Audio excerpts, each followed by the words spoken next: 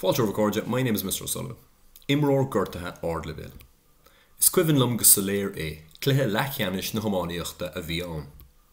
Maíoch anamíocht idir scoil agus choláiste I ngach cearn den stad. Bhí parcaí chuomh tí pléasca le lucht féiceanna agus lucht leanúna.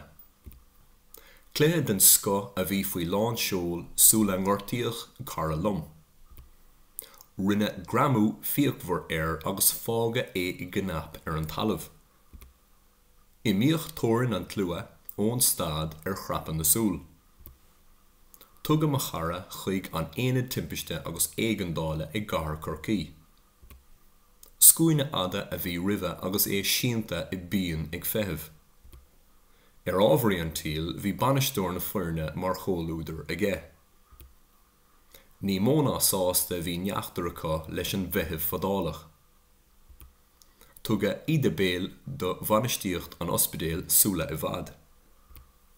Idir an dálinn bhí cosma charad ag at agus ag éirí níos pionmhara.